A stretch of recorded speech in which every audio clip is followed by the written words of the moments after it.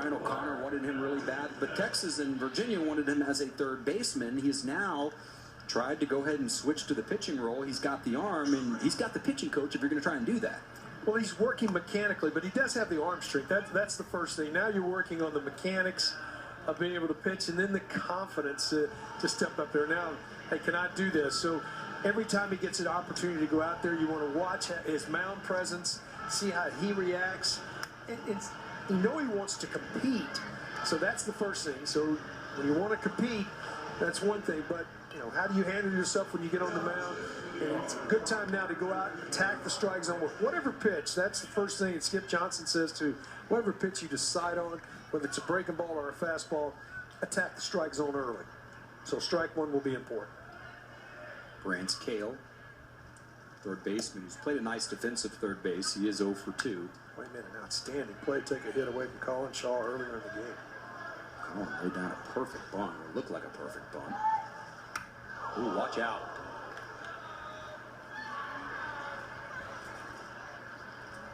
It's good to see a smile. Keith, at this point, is it you just still shocked? You do. I don't believe this caught any part of anything but a butt helmet.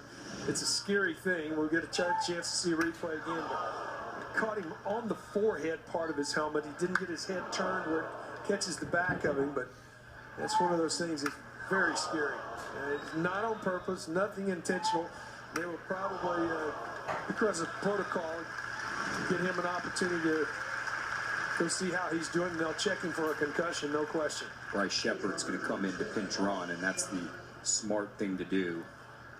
You see Bryce. He's an infielder, 6'1", 190-pounder. Well, the other thing, too, to remember, Andy McGuire, like we mentioned, is still getting used to pitching. Right. And this will be important to watch his mound presence now, because it will bother anybody to hit anybody in the head. It's not intentional. Now, how do you react to that? That's with a fastball in there for a strike. Not near the velocity there either. So that's what you're looking for. Difference in the pitch that he got away from him and the pitch he threw for a strike there. Colton Bissett.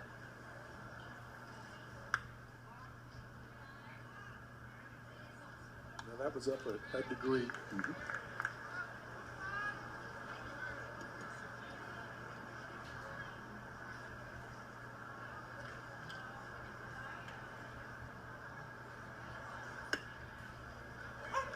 In there for a strike.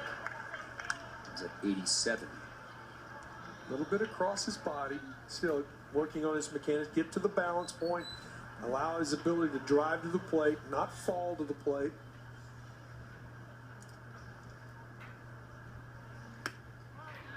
1-2. They're getting back. He's a guy that can touch 90 for sure. He was at 88. It's pretty smooth.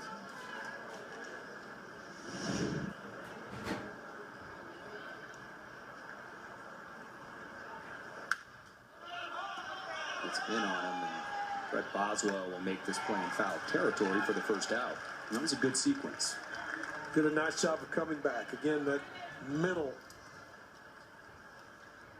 Always watch what a pitcher looks like after a ball gets away from him in a scary situation and hits somebody, especially up around the head area, because it's not intentional at all.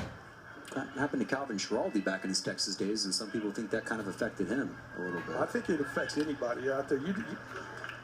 This is a game. You don't want to hurt anybody. Not life or death. You know, it's not. You're right. It's not like driving on I-35 in rush hour. It doesn't move fast enough for anything to happen now. It's still life or death sometimes. Yeah. See the bottom part of the lineup. It's Trey Rodriguez.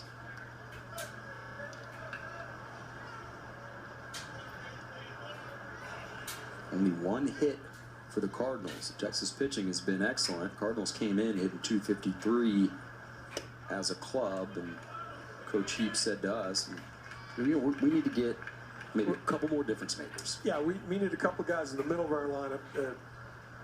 That will help us. And then he said, we need a Friday night guy. Mm-hmm. We have a lot of guys that are about the same on the mound. We don't have that big number one. And the ace has been Garrett Cooper, but He's been reliable, but they're looking for a true Friday guy. Garrett's been good so far, 3-0. It's part of the process of building a D1 program.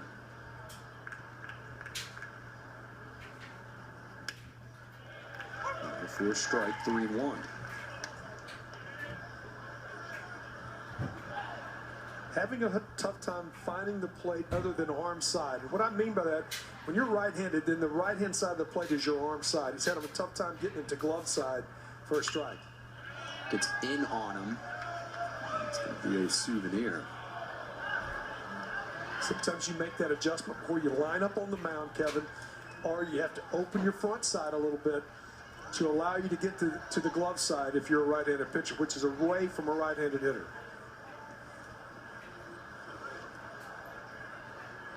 Try to get the ball right out here.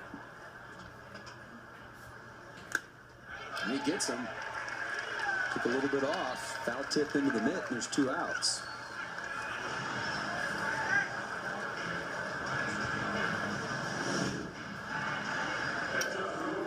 Did a nice job of just challenge him on a 3-2 pitch.